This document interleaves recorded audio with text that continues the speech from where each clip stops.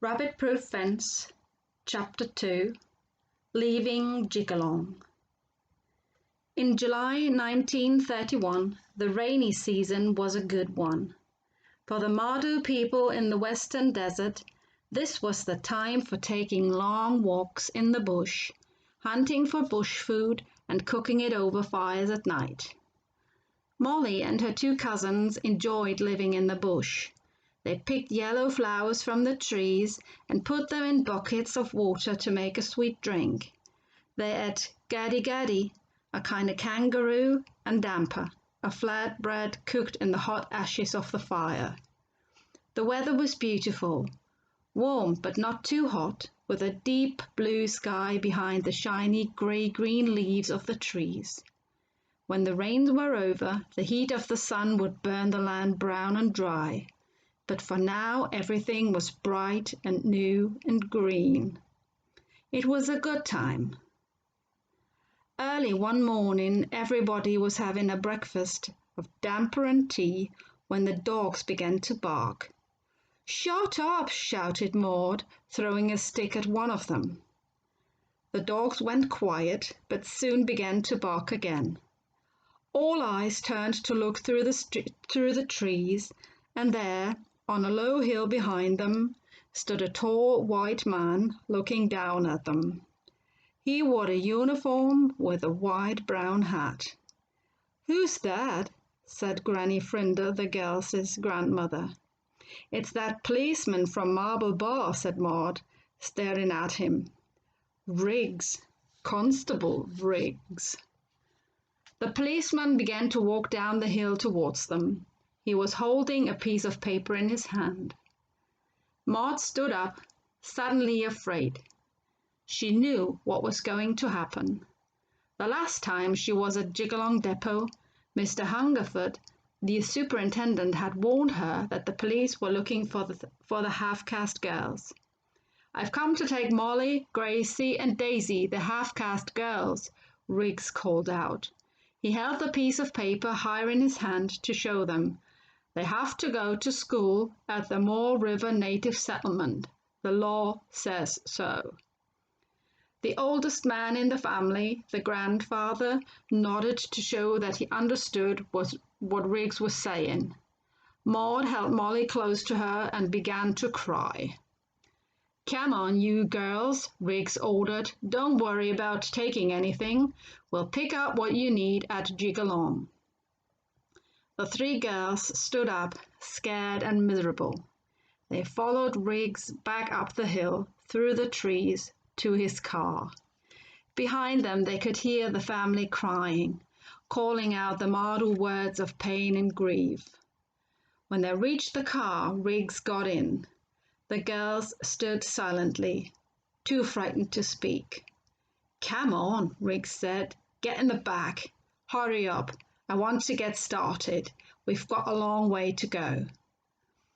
He drove away slowly over the rocky ground. The family left the camp at once and began walking back to Jigalong.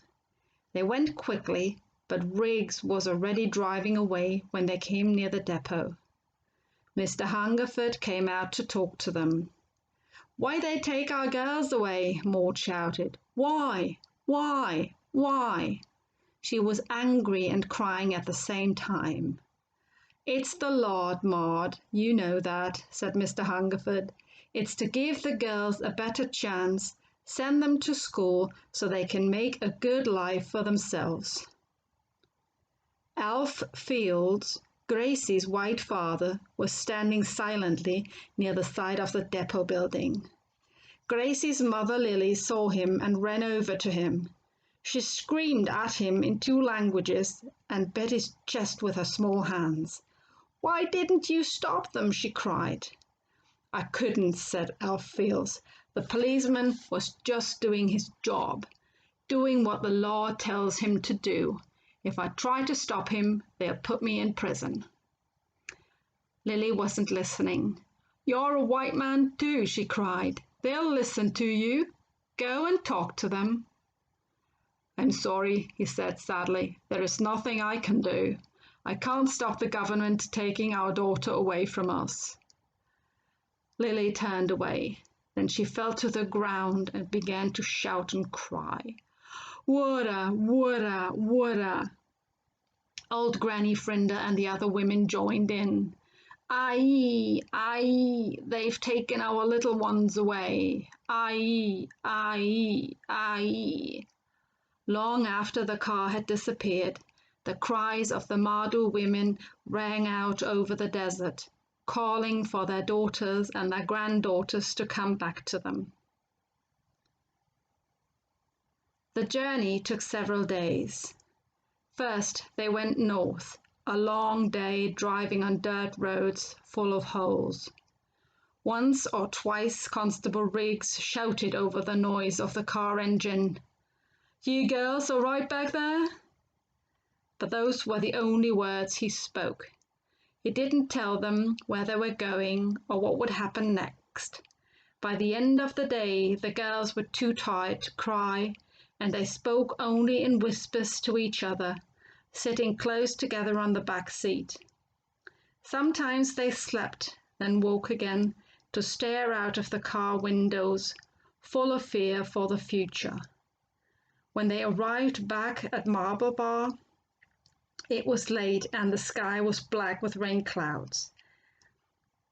They slept the night in the police station there, and the next day a different policeman took them by train to Port Hedland on the north coast. They went by car from the railway station down to the ship.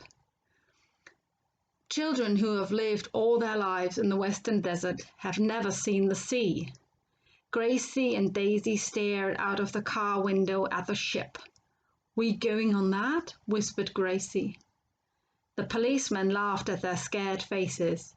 "Guess you're going down to Fremantle by ship. You'll like it. You'll see." For 5 days they sailed down the coast of Western Australia, and when they stopped being scared by the movement of the sea, the girls did enjoy it. It was warm and sunny, and the people on the ship were kind to them. One of the women took care of them, and they became friendly with George, a sailor, who taught them the English names of the stars and told them about his travels in faraway countries. As they sailed north, the weather changed, and when they landed in Fremantle, it was wet and cold and grey. Fremantle frightened them. It was so big, so noisy, so crowded. They had never seen so many white men in one place before. They were driven to Perth, which was bigger and noisier and even more frightening. And all the time there were new people meeting them, taking them here, taking them there, talking to them, asking questions. "We're from Jigalong," Molly would say to all these strange new faces looking down at them. Jigalong was home. Jigalong was where their mothers were. Jigalong was a long, long way away. At last they arrived at Moore River Native Settlement. In the government plan, this was going to be their home for several years. Here they would learn to be European, learn the white man's ways, learn to forget their own people and the wide, empty, beautiful Western Desert where they were born. It was dark when the car stopped. They got out, and a woman came towards them through the rain. "Come with me," she said. "I'm Miss Evans. I take care of the girls here. I'll take you to your dormitory. This way." They followed her to a wooden building and watched as she unlocked the big padlocks on the door. Inside they saw a long room full of beds with shapes under grey blankets. Miss Evans showed them some empty beds near one wall. "These are your beds. Oh, and for a toilet, you use one of those buckets in the bathroom." Then she went away. Molly, Daisy, and Gracie lay down on the hard beds under the thin blankets. They were shaking with cold. After a while, Gracie whispered to Molly, "Dugu, I can't sleep. I'm so cold."